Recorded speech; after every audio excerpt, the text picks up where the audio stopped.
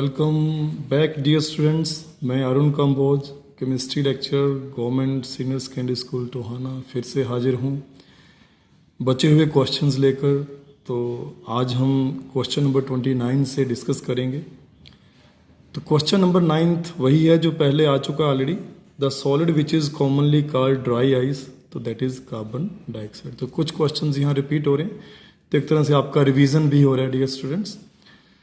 Next है कि hydrocarbons are compounds of, ये हम ऑलरेडी डिस्कस कर चुके हैं। Hydro mean hydrogen, carbon mean carbon.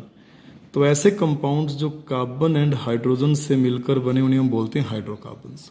तो अंडरस्टूड है, तो आंसर रहेगा सी। जो कंपाउंड्स कार्बन और हाइड्रोजन से मिलकर बने हैं उन्हें हम बोलते हैं हाइड्रोकार्बन्स। तो बेसिकली यही आपके ऑर्गेनिक कंपाउंड्स होते हैं, और हाइड्रोकार्बन के डेरिवेटिव्स ये भी आपके ऑर्गेनिक कंपाउंड्स होते हैं। नेक्स्ट हमारा क्वेश्चन है question number 31। Name of hydrocarbon C2H4 is. अब ये बात आ जाती है हमारे नोमेनक्लेचर की कि C2H4 का नेम क्या होगा। तो C2H4 जैसे हम अगर इसका स्ट्रक्चर राइट करें तो CH2 डबल बॉन्ड CH2 है। तो आप जानते हैं कोई भी ऑर्गेनिक कंपाउंड हो, तो डियर स्टूडेंट्स नोमेनक्लेचर के बारे में थोड़े से बेसिक्स आपके क्लियर करवा दूं। कोई भी आपका ऑर्गेनिक कंपाउंड है तो उसके नेम के IUPAC system, international union of pure and applied chemistry, तो 1947 में इन्होंने सबसे पहले रूल्स दिए ऑर्गेनिक कंपाउंड्स का नोमेनक्लेचर करने के लिए कि किन रूल्स को हमें फॉलो करना है। तो ईयर मेरे ख्याल से आपको याद रहेगा जब हमारा इंडिया आज़ाद हुआ था, तो बिल्कुल वही साल आई। तो ऑर्गेनिक कंपाउंड का नोमेनक्लेचर करें अगर हम, तो हर नेम के 3 पार्ट्स होते हैं। पहला पार्ट जो है वो है आपका वर्ड रूट, सेकंड पार्ट आता है आपका सुफिक्स, और थर्ड पार्ट आपका आता है प्रीफिक्स। तो word root, suffix and prefix, हर पार्ट जो है वो आपको कुछ ना कुछ इंफॉर्मेशन प्रोवाइड करता है।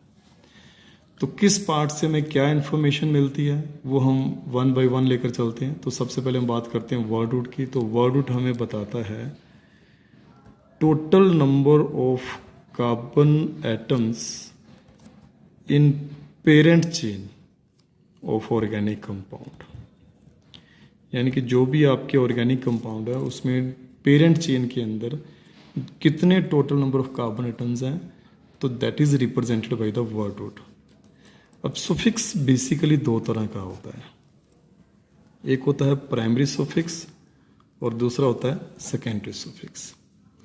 प्राइमरी सुफिक्स हमें क्या इंफॉर्मेशन देता है कि whether the organic compound is saturated और अनसैचुरेटेड। सैचुरेटेड यानी carbon carbon single bond, unsaturated mean carbon carbon double bond या कार्बन कार्बन ट्रिपल बॉन्ड। तो इनमें से क्या है,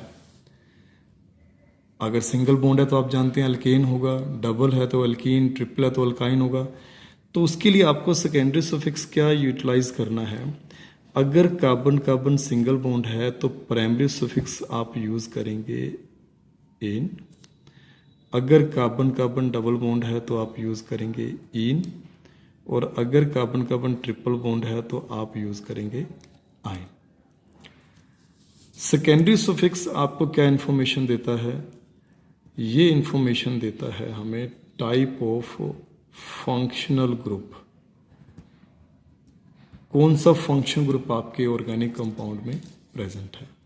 तो 10th के लेवल की अगर मैं बात करूं तो कुछ ही फंक्शन ग्रुप हैं जो आपके सिलेबस में, जैसे पहला आपका होता है अल्कोहल, जिसे हम OH से रिप्रेजेंट करते हैं, तो इसके लिए सेकेंडरी सुफिक्स आपने यूज करना है ओल।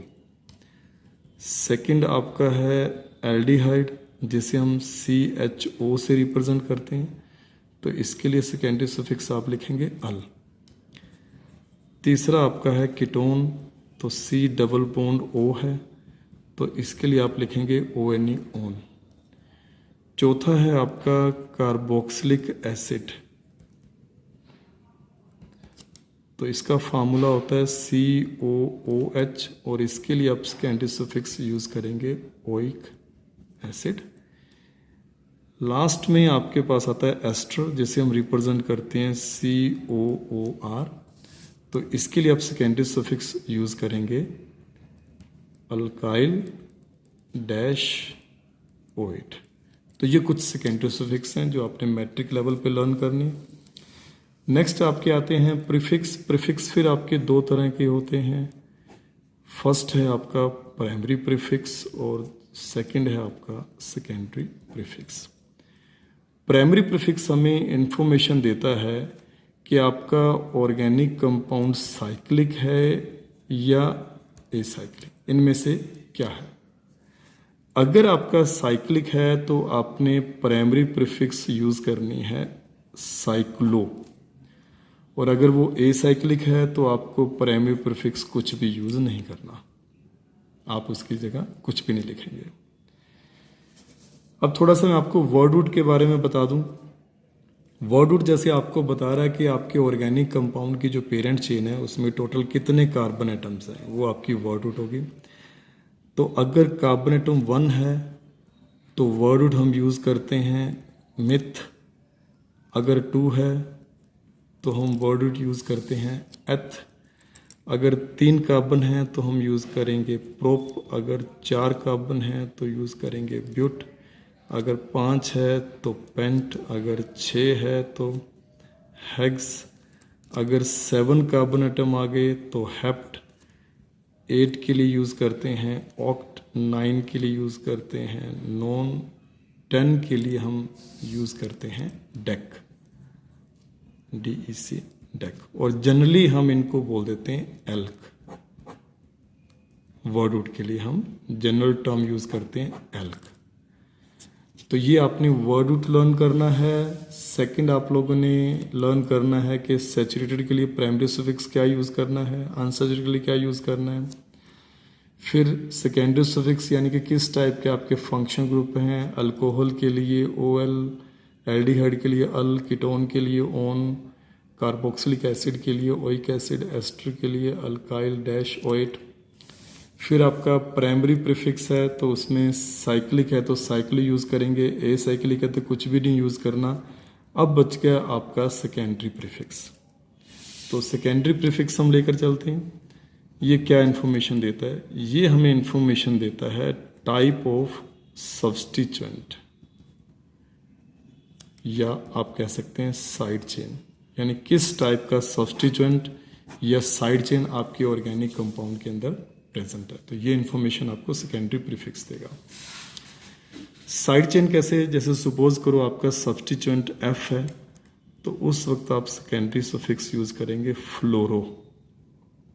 अगर सपोज करो Cl है तो आप यूज करेंगे क्लोरो, अगर Br है तो हम यूज करेंगे ब्रोमो, अगर I है तो हम यूज कर देंगे आइडो, अगर CH3 है तो हम यूज करते हैं मिथाइल, एक कार्बन का अल्काइल ग्रुप है।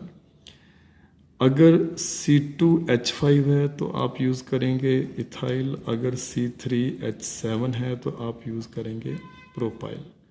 तो इस तरह से ये कुछ सब्स्टिट्यूएंट्स जो हैं वो मैंने आपको लिस्ट दी है, ये आप लोग लर्न कर लेंगे। बाकी और भी जैसे जैसे आते जाएंगे हायर लेवल के हैं वो +1 में आप लोगों को काम आएंगे। फिलहाल आपने देखा कि ऑर्गेनिक कंपाउंड के बेसिकली मैंने आपको 3 पार्ट्स बताए थे उसके नेम के, word root, suffix and prefix. लेकिन क्योंकि सफिक्स की 2 टाइप्स थी, प्राइमरी एंड सेकेंडरी सफिक्स, और प्रीफिक्स भी 2 हो गए, primary prefix and secondary prefix. तो टोटल देखें तो आपके पास number 1 word root, number 2 primary suffix, number 3 secondary suffix, number 4 primary prefix और नंबर 5 सेकेंडरी प्रीफिक्स। तो टोटल 5 पार्ट्स आपके ऑर्गेनिक कंपाउंड के नेम के हो चुके हैं। लेकिन अब पॉइंट ये आता है कि अगर आपके पास ऑर्गेनिक कंपाउंड है, कोई आपको नेम लिखना है, तो आप पहले क्या लिखेंगे और फिर क्या लिखेंगे। तो उसके लिए भी हमारे पास एक रूल है, उस फार्मूला के अकॉर्डिंग ही आपने उनके नेम को हमेशा राइट करना है। तो फर्स्ट ऑफ ऑल आप सेकेंडरी प्रीफिक्स राइट करेंगे, यानी कि सब्स्टिट्यूएंट कौन है वो लिखोगे। देन प्राइमरी प्रीफिक्स यानी कि वो साइक्लिक है या एसाइक्लिक है, वो आप राइट करेंगे। नंबर 3 वर्ड रूट यानी कि टोटल कार्बन एटम्स कितने हैं वो। देन प्राइमरी सुफिक्स यानी कि सैचुरेटेड है या अनसैचुरेटेड है। और लास्ट में आपने राइट करना है सेकेंडरी सुफिक्स यानी कि फंक्शनल ग्रुप। तो ये आपके पास एक नेट फार्मूला आ गया किसी भी ऑर्गेनिक कंपाउंड का नेम राइट करने के लिए कि सेकेंडरी प्रीफिक्स यानी सब्स्टिट्यूएंट्स को सबसे पहले राइट करेंगे, then primary prefix, then word root, then primary suffix and then secondary suffix. तो इस फार्मूला को आप लोगों ने लर्न कर लेना है। अगर सेकेंडरी सुफिक्स आप पहले लिख देते हो, प्राइमरी प्रीफिक्स बाद में लिखते हैं तो वो गलत हो जाएगा, कोई मायने कोई तुक नहीं रहता, ऑर्गेनिक कंपाउंड का नेम आपका 100% गलत होगा। तो आपने हमेशा इसे फॉलो करना है। लेकिन अब सपोज करो कि प्राइमरी प्रीफिक्स नहीं है किसी ऑर्गेनिक कंपाउंड में या सेकेंडरी प्रीफिक्स भी नहीं है, तो आप वर्ड रूट से स्टार्ट कर दीजिए। तो वो हम अभी जैसे एक क्वेश्चन आया था तो मैं अभी एग्जाम्पल उसी का लेकर चलता हूँ। तो हम वापस उसी क्वेश्चन पे आ रहे हैं कि हाइड्रोकार्बन C2H4 का नेम क्या होगा।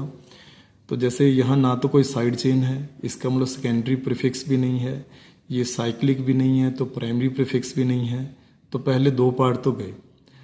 अब वर्ड रूट यहाँ जैसे 2 कार्बन है पेरेंट चेन में, तो हम यहाँ राइट करेंगे ब्यूट, 2 कार्बन एटम में तो हम राइट करेंगे एथ, तो 2 कार्बन के लिए एथ यूज करते हैं। उसके बाद इन प्राइमरी सुफिक्स, तो एथ आपका वर्ड रूट हो गया और इन आपका प्राइमरी सुफिक्स हो गया, तो ये इसका नेम हो जाएगा इथीन। तो ऑप्शन आपके सामने है ए इथीन। नेक्स्ट क्वेश्चन है कि general formula for alkynes is, तो मैं आपको जनरल फार्मूला एक बार बता दूं। अल्केन जो होते हैं CnH2n+2, ये अल्केन्स का जनरल फार्मूला है। देन CnH2n ये आपका अल्कीन का जनरल फार्मूला है, और CnH2n-2 ये आपका अल्काइन का जनरल फार्मूला। और ऐसा कोई भी हमारे सिलेबस में नहीं है कोई कंपाउंड जिसका ये जनरल फार्मूला रिप्रेजेंट करता हो। तो ऑप्शन आपका रहेगा अल्काइंस के लिए सी, CnH2n-2। 33rd क्वेश्चन है chemical formula 4th member of alkene is. Alkene का 4th मेंबर, अब अगर याद करो आपने एक होमोलोगस सीरीज पढ़ी थी। होमोलोगस सीरीज क्या होती है कि एक सेट है ऑर्गेनिक कंपाउंड्स का जिनके अंदर सिमिलर कंपाउंड्स होंगे। सिमिलर कंपाउंड का मतलब कि उनके अंदर फंक्शन ग्रुप सेम रहेगा, उनके अंदर उनकी केमिकल प्रॉपर्टीज सेम रहेंगी, एडजेसेंट मेंबर्स में CH2 का डिफरेंस रहेगा, यानी कि 14 मास यूनिट्स का डिफरेंस रहेगा। फिजिकल प्रॉपर्टीज में जब आप टॉप टू बॉटम जाएंगे तो एक रेगुलर ग्रेडेशन आती है। तो उस सीरीज ऑफ कंपाउंड्स को हम बोलते हैं होमोलोगस सीरीज। तो एल्कीन भी एक होमोलोगस सीरीज है, लेकिन ये स्टार्ट कहाँ से होती है? C2H4 से स्टार्ट होती है, क्योंकि जनरल फार्मूला है एल्कीन्स का CnH2n। सेकंड इसका मेंबर रहेगा C3H6 और थर्ड मेंबर रहेगा इसका C4H8। तो एक एक कार्बन बढ़ाते जाएं आप, और फोर्थ मेंबर इसका आ जाएगा C5H10। तो ऑप्शन आपका डी आ चुका है। नेक्स्ट आता है 34th क्वेश्चन के percentage by weight of carbon in ethyne is, यानी इथाइन है आपके पास C2H2, ये इथाइन का फार्मूला है। इसमें कार्बन की परसेंटेज कितनी है बाय वेट? तो इसके लिए अब हमें थोड़ा सा बेसिक्स इसका करना होगा, तो मैं आपको इनके बेसिक्स पे लेके चलता हूँ। सबसे पहले तो परसेंटेज बाय वेट अगर आपको किसी भी कंपाउंड का निकालना हो तो सबसे पहले आप उसका फार्मूला राइट कर लीजिए। जैसे C2H2 है, ये इथाइन है आपका, जिसे हम एसिटिलीन भी बोल देते हैं। अब सबसे पहले आपने क्या करना है, इसका मॉलिक्यूलर मास राइट करना है। फार्मूला आपके सामने है।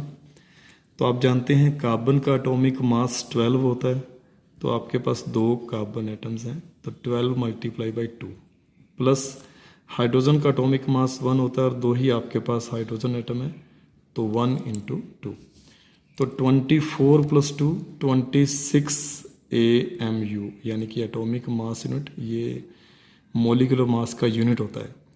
जैसे अगर हमें किसी चीज़ का वेट करना है तो हम ग्राम किलोग्राम लिखते हैं, तो एटॉमिक मास का यूनिट AMU, या सिंपली आप इसे U भी लिख सकते हैं, यूनिफाइड मास बोलते हैं जैसे हम। अब परसेंटेज अगर आपको निकालना है तो परसेंटेज निकालने का फार्मूला क्या होता है? जैसे मैं यहाँ परसेंटेज ऑफ कार्बन निकालूं पहले, तो आप लिखेंगे mass of carbon upon mass of organic compound into 100, यानी कि जिस एलिमेंट का परसेंटेज निकालना है उसका मास अपॉन जो टोटल मास है ऑर्गेनिक कंपाउंड का, और फिर 100 से आपने इसको मल्टीप्लाई कर देना है। तो मास ऑफ कार्बन आप जानते हैं, इस कंपाउंड के अंदर कार्बन का कितना मास था? 24, क्योंकि एक कार्बन का 12 है तो 2 कार्बन का 24 हो जाएगा। टोटल मास आपके पास 26 है, मल्टीप्लाई बाई 100, तो आप इसको कैलकुलेट कर लीजिए, तो ये आपके पास आंसर आएगा 92.3%। तो ऐसे ही आप किसी भी और एलिमेंट का, किसी भी कंपाउंड के अंदर आप परसेंटेज निकाल सकते हैं। जैसे मैं एक एग्जांपल और ले रहा हूँ, एक सिंपल सा मैं एग्जांपल ले रहा हूँ मीथेन। तो मीथेन में अगर आपको हाइड्रोजन का परसेंटेज निकालना है कि कितना होगा, तो परसेंटेज ऑफ हाइड्रोजन आप कैसे निकालेंगे? मीथेन का पहले तो मास निकालिए, मॉलिक्यूलर मास 12 प्लस 4 यानी कि 16 यूनिफाइड मास। तो हाइड्रोजन इसमें 4 है, टोटल 16 है, इनटू आपके पास 100 आ गया, तो 25% इसका आपके पास आंसर आ जाएगा। तो इस तरह से आप किसी का भी परसेंटेज निकाल सकते हैं। तो इथाइन में आपने देखा कार्बन का जो परसेंटेज है वो 92.3% है। तो यहाँ अगर हम ऑप्शन देखें तो 92.3% का कोई भी ऑप्शन नहीं है, तो ये आप यहाँ लिख सकते हैं 92.3%। तो आंसर इसमें रॉन्ग है, तो आप इसको ठीक कर सकते हैं। नेक्स्ट 35th क्वेश्चन आपका आता है कि फार्मूला C6H13 रिप्रेजेंट्स N।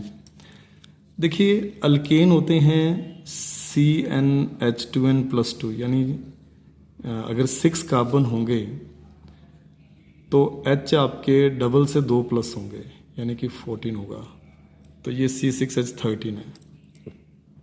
अगर ये अल्कीन होगा CnH2n तो C6H12 होगा, और अगर ये अल्काइन होगा CnH2n-2 तो C6H10 होगा। तो इसका मतलब ये ना तो आपका अल्केन है, ना अल्कीन है, और ना ही अल्काइन है। तो ऑप्शन बचता है अल्काइल ग्रुप। तो अल्काइल ग्रुप कैसे हुआ, जैसे मैं आपको थोड़ा सा समझा दूं। एक कॉमन एग्जांपल लेते हैं सिंपल वाला, CH4 जिसे हम बोलते हैं मीथेन। IUPAC नोमेनक्लेचर अगर हम करें तो इसका नेम है मीथेन।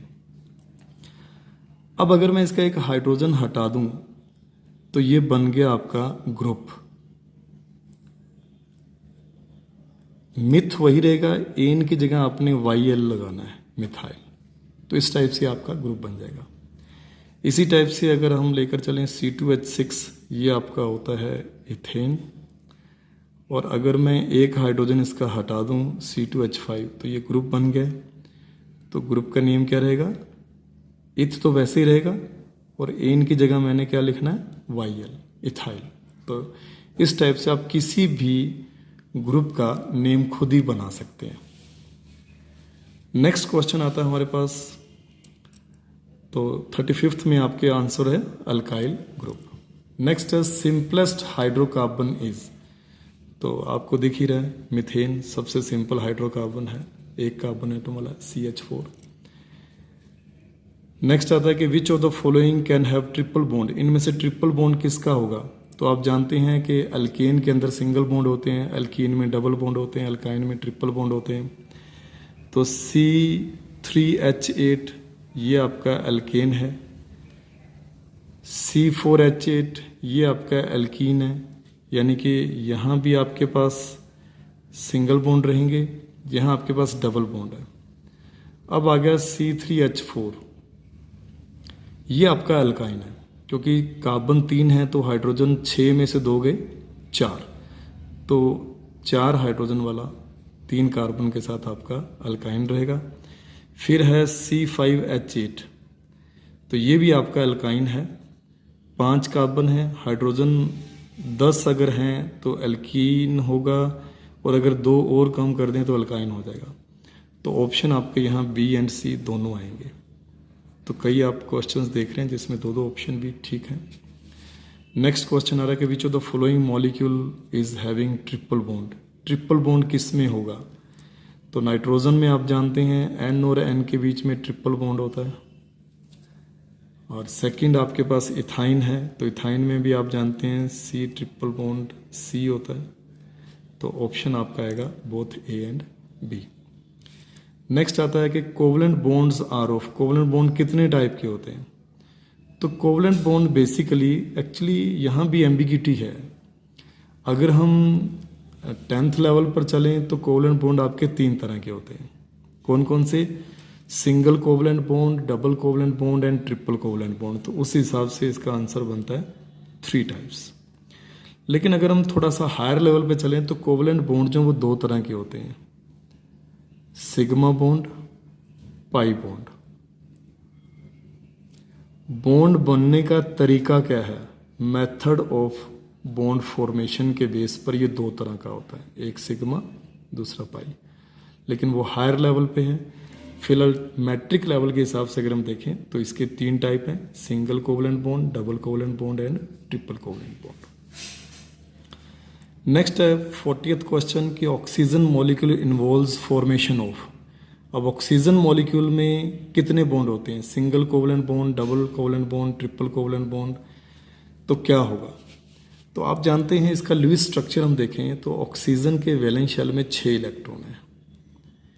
अब इसको अगर अपना ऑक्टेट पूरा करना है तो 8 करने हैं, तो इसको 2 इलेक्ट्रॉन कम से कम अपने शेयर करने होंगे। तो ये अपने 2 इलेक्ट्रॉन शेयर करता है।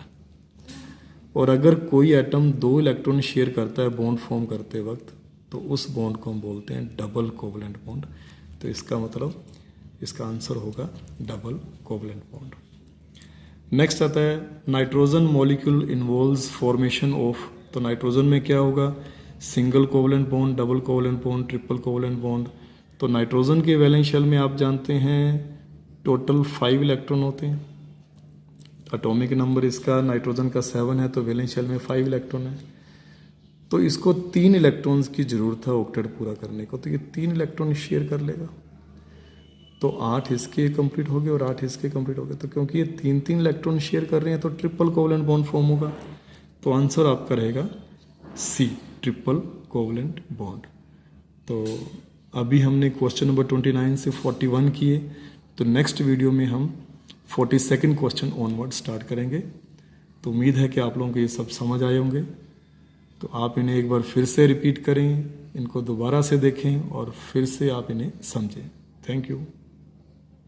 Dear students, welcome again to our YouTube channel NTSC Tohana. और मैं Arun Kamboj, chemistry lecturer, government senior secondary school Tohana, फिर से हाजिर हूँ लेकर क्वेश्चंस यूनिट नंबर 4 के कार्बन एंड इट्स कंपाउंड्स। तो आज हम डिस्कस करेंगे क्वेश्चन नंबर 42 कि how many covalent bonds are there in methane. तो मीथेन का जैसे स्ट्रक्चर आप लोग जानते हैं CH4 होता है, एक कार्बन 4 और हाइड्रोजन एटम से अटैच्ड है। तो इसका मतलब इसके अंदर 4 कोवलेंट बॉन्ड्स हैं। नेक्स्ट है क्वेश्चन नंबर 43 कि which of the following doesn't contain double bond. इनमें से किसके अंदर डबल बॉन्ड नहीं होता? तो वाटर स्ट्रक्चर हम ऑलरेडी कर चुके हैं, इसमें ऑक्सीजन और हाइड्रोजन के बीच में सिंगल बॉन्ड ही होते हैं। HCl जो है उसके अंदर भी सिंगल बॉन्ड होता है। एक CO2 ऐसा है जिसके अंदर कार्बन और ऑक्सीजन में डबल बॉन्ड होते हैं। लेकिन हमारा क्वेश्चन था कि इनमें से किस में डबल बॉन्ड नहीं है, तो आपके पास आंसर रहेगा डी, ए एंड सी, इन दोनों में सिंगल बॉन्ड होता है, डबल बॉन्ड नहीं होता। नेक्स्ट हमारा क्वेश्चन है question number 44, that is the number of electrons shared between carbon carbon atoms in ethene is. Ethene का स्ट्रक्चर, इथीन का फार्मूला सबसे पहले आपको मालूम होना चाहिए, C2H4 है, और इथीन में दो दो इलेक्ट्रॉन जो हैं वो कार्बन एटम्स के बीच में शेयर होते हैं। एक इलेक्ट्रॉन ये हाइड्रोजन से शेयर करते हैं दोनों ही, और दो दो इलेक्ट्रॉन जो हैं वो ये शेयर करते हैं, एक इलेक्ट्रॉन पेयर ये और दूसरा इलेक्ट्रॉन पेयर ये। तो how many electrons shared between, तो टोटल कितने इलेक्ट्रॉन शेयर हुए, दो इस कार्बन के और दो इस कार्बन के, तो टोटल 4। तो आंसर आपका होगा B4। नेक्स्ट है which of the following molecule is not having double covalent bond, कि इनमें से किस मॉलिक्यूल के अंदर डबल कोवलेंट बॉन्ड नहीं है। तो कार्बन डाइऑक्साइड आप अभी देख चुके हैं कि इसमें डबल बॉन्ड है। O2 की बात करें तो ऑक्सीजन में भी ऑक्सीजन ऑक्सीजन डबल बॉन्ड होता है, ये इनके पास लोन पेयर होते हैं। C2H4 जो है ये भी आप देख चुके हैं, C2H4 इसमें भी डबल बॉन्ड प्रेजेंट है। तो आंसर होगा नन ऑफ द अबव, कि सभी में डबल बॉन्ड है, ऐसा कोई भी नहीं है जिसमें डबल बॉन्ड ना हो। नेक्स्ट क्वेश्चन है 46, double bond is dash than a single bond, यानी कि डबल बॉन्ड सिंगल बॉन्ड से क्या है, वीकर यानी कि कमज़ोर, बिल्कुल नहीं हो सकता।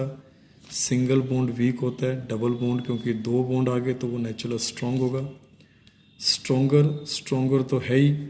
लॉन्गर, लॉन्गर नहीं होता। सिंगल बॉन्ड हमेशा लॉन्ग होता है, डबल बॉन्ड हमेशा आपका शॉर्ट होता है। तो आंसर होगा बी, यानी कि डबल बॉन्ड हमेशा सिंगल बॉन्ड से स्ट्रॉन्ग यानी कि मजबूत होगा। अब आता है 47 क्वेश्चन, जिसमें कि नोमेनक्लेचर स्टार्ट हो चुका है। आईयूपी सिस्टम बेसिक्स मैंने आपको ऑलरेडी एक्सप्लेन किए थे। जब भी कभी आपको कोई कंपाउंड दिया जाता है नोमेनक्लेचर के लिए, तो आपने सबसे पहले क्या करना है, पेरेंट चेन सेलेक्ट करनी है। तो ये आपकी पेरेंट चेन रहेगी, लॉन्गेस्ट कार्बन एटम की चेन। अब आपने नंबरिंग ऐसे करनी है कि जो डबल बॉन्ड है उसको छोटा नंबर मिले। अगर मैं नंबरिंग यहाँ से शुरू करता हूँ 1 2, तो डबल बॉन्ड जो है वो 2 पोजीशन पे आ गया। अगर मैं इस साइड से नंबरिंग करता हूँ तो 1 2 3, तो डबल बॉन्ड 3 पे आता है। तो इसलिए नंबरिंग आपको लेफ़्ट साइड से करना है कि डबल बॉन्ड को स्मॉलेस्ट नंबर मिले। ये आपका सब्स्टिट्यूएंट आ चुका है CH3। तो 3 नंबर के ऊपर मिथाइल है, तो आप क्या लिखेंगे, 3 फर्स्ट लेटर जो आपको कैपिटल लिखना होता है, मिथाइल। उसके बाद ये आपका सेकेंडरी प्रीफिक्स जो है वो कवर हो चुका है। अब प्राइमरी प्रीफिक्स इसमें है नहीं क्योंकि ये ए साइक्लिक है, तो हमें कुछ भी नहीं लिखना। फिर आता है टोटल, इसमें कार्बन है 5, तो 5 के लिए आप लिखेंगे पेंट। बिना स्पेस दिए आपने वर्ड रूट राइट कर देना है, तो वर्ड रूट आपकी होगी पेंट। अब आप देख रहे हैं 2 और 3 के बीच में डबल बॉन्ड है, तो ये 2 नंबर का काउंट होगा, तो आप लिखेंगे 2E।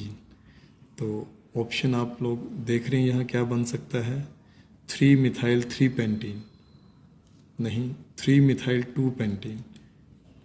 पेंट 2 इन लिखें या 2 पेंटीन लिखें, एक ही मतलब है, तो आंसर होगा डी। नेक्स्ट आता है right the IUPS name of the compound given below. तो अब आपको इन्होंने कीटोन दे रखा है, CH3 CH2 C double bond, तो ये कीटोन फंक्शन ग्रुप है। अभी थोड़ी देर पहले मैंने आपको बताया था कीटोन के लिए आपने जो सेकेंडरी सफिक्स यूज़ करनी वो ONE, ओन यूज़ करना है। अब ये एन वाला एक कंपाउंड है, तो ये तो आपका ऑप्शन नहीं है। अब ओन वाले 1 2 और 3, अब इन तीनों में से आपका एक ऑप्शन होगा। तो उसी टाइप से अपने पेरेंट्स चेन सेलेक्ट करना है। तो ये आपका पेरेंट चेन है, नंबरिंग करना है 1 2 3 4 5, यानी फंक्शन ग्रुप को लोएस्ट नंबर देना है। तो इधर से भी 3 आ रहा है, इधर से करोगे तो भी 3 आएगा। तो ये आपका बनेगा, वर्ड रूट आपके पास आ गई है पेंट। फर्स्ट लेटर कैपिटल रखना, ध्यान रखिए हमेशा। सैचुरेटेड है, कोई भी कार्बन कार्बन सिंगल बॉन्ड है सारे, डबल बॉन्ड या ट्रिपल बॉन्ड नहीं है तो एन, और 3 नंबर कार्बन के ऊपर ओन है तो हम लिखेंगे 3 ओन। तो 3 पेंटेनोन या पेंटेन 3 ओन एक ही बात है, तो ऑप्शन आपका डी रहेगा। नेक्स्ट आता है हमारे पास के क्वेश्चन है कि general formula of carboxylic acid is, carboxylic acids का जनरल फार्मूला क्या होगा। तो इसके लिए हम क्या करते हैं, एक सिंपल सा एग्जांपल लेते हैं। जनरल फार्मूला ड्राइव करने के लिए आप कोई भी एक कार्बोक्सिलिक एसिड इमेजिन कर लीजिए, जैसे मैंने एसिटिक एसिड को इमेजिन किया। अब इसमें देखो कार्बन कितने हैं, 2 है, तो कार्बन 2 लिख दीजिए। हाइड्रोजन कितने हैं, 3 and 1 4, तो हाइड्रोजन 4 हो गए। ऑक्सीजन आपके 2 हैं तो O2 लिख दीजिए। तो ये इसका एक जनरल फार्मूला बना, इसका फार्मूला बना। अब हमने इससे जनरल फार्मूला डिराइव करना है, यानी कि अगर C आपके पास N है तो H आपके पास 2N हो गया, यानी कि कार्बन 2 है तो हाइड्रोजन 4 है, यानी CN है तो H 2N है। और कार्बन 2 है तो ऑक्सीजन भी कितने हैं, 2, तो O आपके हो गए यहाँ पर 2, ठीक है, तो 2 ऑक्सीजन है। तो ये फार्मूला रहा CnH2nO2, तो इसको कौन सा ऑप्शन, सी ऑप्शन इसको रिप्रेजेंट कर रहा है। तो कार्बोक्सिलिक एसिड का जो जनरल फार्मूला रहेगा CnH2nO2 रहेगा। नेक्स्ट 50th क्वेश्चन है हमारे पास, IUPAC name of the compound. तो ये कंपाउंड दे रखा है, अल्कोहल फंक्शन ग्रुप आपको दिख रहा होगा, तो ओल आपने इसके लिए यूज़ करना है, तो ओल सभी के अंदर आ रहा है। अब हमें सबसे पहले पेरेंट चेन सेलेक्ट करना है, तो लॉन्गेस्ट पॉसिबल चेन होना चाहिए कार्बन एटम्स का, तो ये हमारा पेरेंट चेन हो गया। अब नंबरिंग आप राइट से भी कर सकते हैं, लेफ्ट से भी, लेकिन ध्यान ये रखना है कि फंक्शनल ग्रुप जिस कार्बन के ऊपर अटैच है उसको लोएस्ट नंबर मिलना चाहिए। तो आप अगर राइट से नंबरिंग करते हैं तो इसको लोएस्ट नंबर मिलता है, तो 1 2 3 4 5 एंड 6, ये आपका सब्सटीट्यूएंट आ गया CH3। तो सेकेंडरी प्रीफिक्स सब्सटीट्यूएंट के लिए तो इसको सबसे पहले आप लिखेंगे, तो 4 नंबर के ऊपर आपका मिथाइल है तो आप राइट करेंगे 4 मिथाइल। न्यूमरल और अल्फ़ाबेट के बाद हमेशा हाइफन होता है, तो 4 मिथाइल फर्स्ट लेटर आपने हमेशा कैपिटल राइट करना है। अब वर्डवुड 6 कार्बन एटम है तो आप लोग लिखेंगे हेक्स, सैचुरेटेड है तो आप लिखेंगे एन, और 2 के ऊपर अल्कोहल है तो आप लिख देंगे 2 ओल। तो ये आपका फंक्शन ग्रुप आपका आ जाता है।